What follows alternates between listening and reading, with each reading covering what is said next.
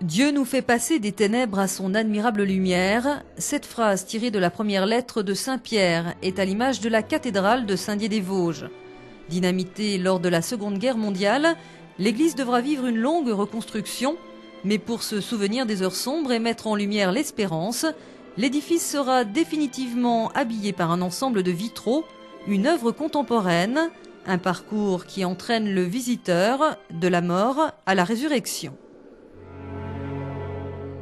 C'est à la fois un thème spirituel qui est au cœur de la foi chrétienne, puisque notre foi, elle repose sur la victoire du Christ sur la mort au matin de Pâques, donc mort, résurrection.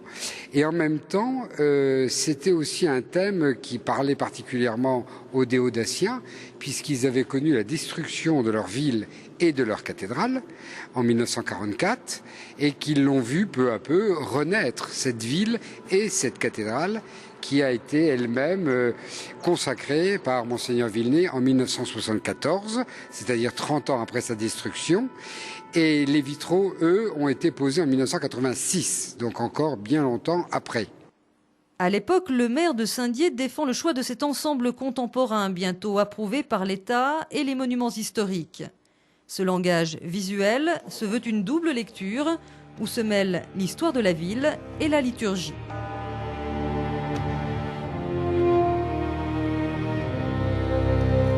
Les deux vitraux que vous avez sur les bas-côtés, près de la porte d'entrée, symbolisent le chaos extérieur d'où l'on vient, pour petit à petit passer de ce chaos extérieur, de ces ténèbres, à la lumière du Christ ressuscité qui éclate dans le cœur de la cathédrale.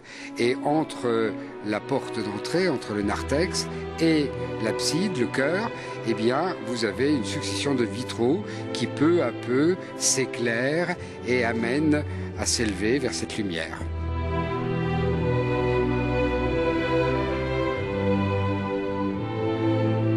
Du plus discret au plus imposant, 314 mètres carrés de vitraux sont à découvrir.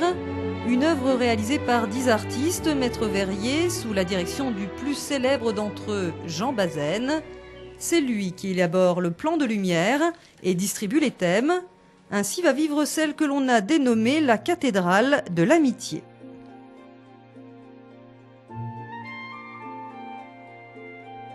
Alors c'est un parcours, c'est un voyage effectivement, parce que sur 53 vitraux, on en découvre que 3 à l'entrée.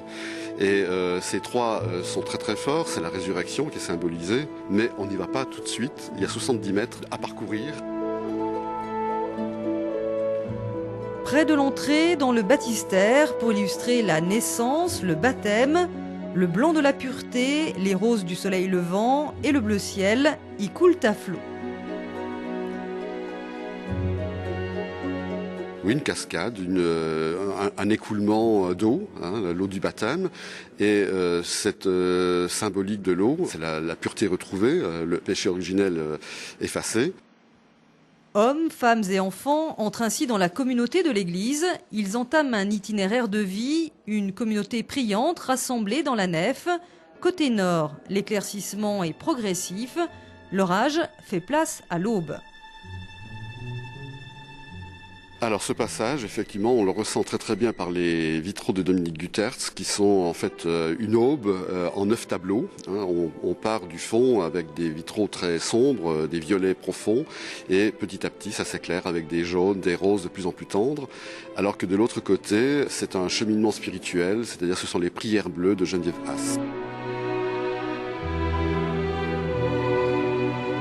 Un dialogue s'installe ainsi avec une logique très précise entre les artistes. Dans la nef, côté sud, les vitraux des bleus qui montent de la terre au ciel appellent le croyant à la prière, à s'élever spirituellement. Mais la vie n'est pas aussi simple, aussi linéaire. La progression se fait alors rupture.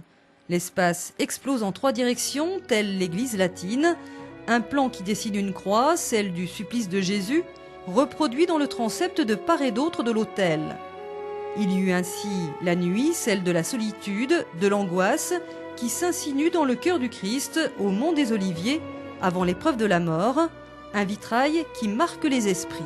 Pour moi, empreint de tristesse et on sent le poids de l'angoisse du Christ qui est seul. Et le violet domine, les lignes sont horizontales, on sent un écrasement. Sur les côtés, quand même, il y a de la lumière, parce que tout espoir n'a pas disparu. L'espérance demeure. Côté sud du transept, face à la passion de son fils, Marie, la mère du Christ, exprime sa souffrance au pied de la croix. Les couleurs mariales, des bleus, ont été posées dans un mouvement circulaire pour reproduire la douleur intériorisée, fermée sur elle-même, contenue mais intense. Certains jours, je suis plus sensible au grand vitrail de Le Moal avec toute cette tendresse et cette douleur contenue de la Vierge. Avant la libération, la Renaissance, il faudra revenir quelques pas en arrière et pénétrer dans une chapelle, sombre comme les stèles des évêques qui ont guidé le diocèse dans l'attente de la résurrection. Le vitrail est ici une baie de couleurs qui jaillit du tombeau du Christ. Qui pour moi représente vraiment l'explosion, j'allais dire, de la pierre du tombeau du Christ, quoi. C'est comme un coup de poing dans la mort, hein, qui vole en éclats, et le Christ qui va sortir du tombeau, quoi, qui est ressuscité. Donc ce vitrail-là m'impressionne, enfin me parle beaucoup.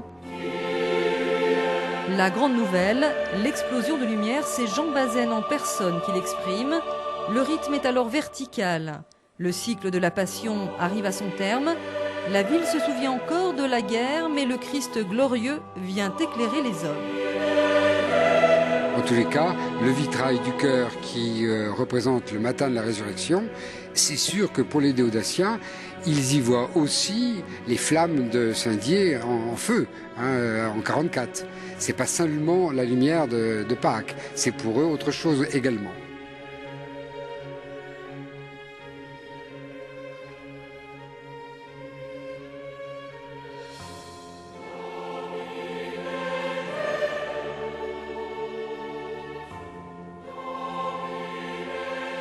Chaque vitrail de la cathédrale de Saint-Dié possède son symbole et son message. Les artistes y ont imprimé la sensibilité de leur époque et leur connaissance de l'histoire de l'art. Une véritable catéchèse pour tous. Ça a complètement changé l'atmosphère de cet édifice, d'une cathédrale. Les vitraux ont tout transformé et invitent profondément à la méditation et à la prière. Donc ils ont un rôle capital et ils aident effectivement le célébrant comme les membres de l'Assemblée à participer aux différentes liturgies, c'est certain. Quelqu'un, après tout, peut faire une autre lecture que la mienne. Elle ne sera pas moins vraie. Hein, ça sera la sienne. Et ça, c'est, je crois, l'intérêt et aussi l'objectif du nom figuratif. C'est qu'il parle à chacun en fonction de son histoire, de sa foi, mais il dit quelque chose à tout le monde.